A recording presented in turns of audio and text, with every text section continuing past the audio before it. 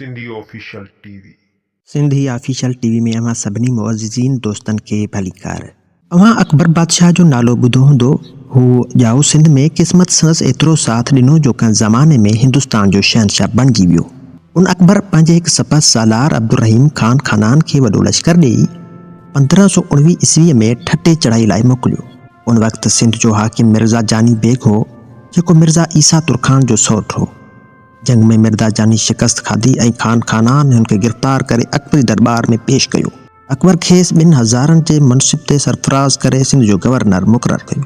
उन जानी बेग जो पुटु हो मिर्ज़ा गाज़ी बेग तुर्खान, जेको उन वक़्तु बि पीउ सां गॾु हो। मिर्ज़ा जानी जॾहिं 1009 हिजरीअ में वफ़ात कई तॾहिं अकबर खे सिंध जो हाकिम मुक़ररु कयो। उन वक़्तु गाज़ी बेग 16 वरियनि जो ॿारु हो, मगर हुन जंहिं क़ाबिलियत ऐं होशियारी सां हुकूमत जो चरखो हलायो सो क़ाबिले तारीफ़ आहे। हू रहमदिल ऐं मुस्तैद हाकिम हो। हुन मालियात जे निज़ाम में सुधारा कया ऐं अहिड़ा क़दम खयां जो आमदनी में काफ़ी वाधारो थियो। हू बाहिमत, बहादुर ऐं जंगी फन जो माहिर हो। लिखनि था त जे मौत हुनखे मोहलत ॾे हा त हू सखावत ऐं शुजात में हातिम ऐं रुस्तुम थी विया हा। मिर्ज़ा गाज़ी बेग खे सभिनी तुर्खानी हाकिमनि खां जेका ॻाल्हि जुदा करे थी उहा आहे संदसि इल्मु, पर वरी अदब नवाज़ी ऐं शाइराना तबीयत। हू पाण आला पाई जो शाइर बि हो त मौसीकार बि। संदसि तखल्लुस हलीमी हो, जेको हिकु शाइर खां 1000 रुपया क़ीमती पोशाक ऐं घोड़ो ॾेई ख़रीद कयो हुआईं। हू शाइरनि ऐं आलमनि जी वॾी क़दुरदानी कंदो हो। केतिरनि ई आली दिमाग़ ऐं बाकमाल शाइरनि खे इज़त ऐं एतिराम सां पाण वटि घुराए उन्हनि ते सोन ऐं चांदी जी वर्खा कंदो हो। उन करे खरासां ईरान ऐं इराक़ खां शाइर लॾे अची सिंध में रहिया, जन ते हर वक़्तु मिर्ज़ा जे इनामनि जी पालोड़ थींदी रही।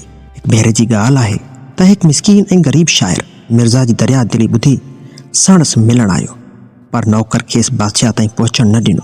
उन करे हुन ॾुख मां कुझु हुजूया शेर चया, जेके बादशाह जे चीफ सेक्रेटरी शहबाज़ी ख़ान ॿुधी वरिता। शहबाज़ी हुन खे मार ॾेई हिकाले कढियो। शाइर खे अरमान बि थियो ऐं कावड़ पाई। हू ताड़ में रहण लॻो त किथे मिर्ज़ा मिली वञे त साणसि हीअ सारी माजरा बयानु कजे।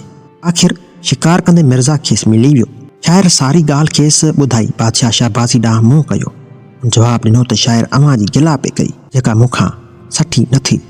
उन करे मूं खेसि मार ॾिनी। उहो ॿुधी बादशाह चयो, उन वक़्तु तो हिंदी ज़ुबान काकड़े खां छो न कपे वरिती।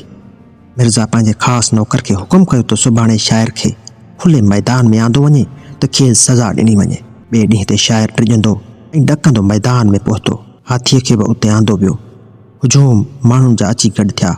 कांथे सम्झो त शाइर खे हाथी जे पेरनि में उछलियो वेंदो, त कांथे सम्झो त हाथी सूंड में शाइर खे खणी उछलींदो। पर शाइर खे ओचितो हुकुम थियो त हाथी ते सुवार थी उनखां पोइ खेसि बहितरीन पोशाक पहिराई वई। एतिरे में बादशाह रूबरू अची शाइर खे रुपयनि जी ॻोथरी ॾिनी ऐं शहबाज़ी ख़ान खे मुखातिब थींदे चयाईं त ए अमीर, शाइर जी ज़ुबान हिन नमूने वढी वेंदी आहे। पक ॼाण त अॼु खां पोइ हीउ शाइर मुंहिंजे ख़िलाफ़ु हिकु लफ़्ज़ बि न कुछंदो, पर हू हर नमूने, हर जाइ, हर वक़्तु मुंहिंजी साराह कंदो रहंदो। अहिड़ी तरह शाइर 1000 रुपया खलअत ऐं हाथी इनाम में सज़ा तौरु वठी हलंदो रहियो।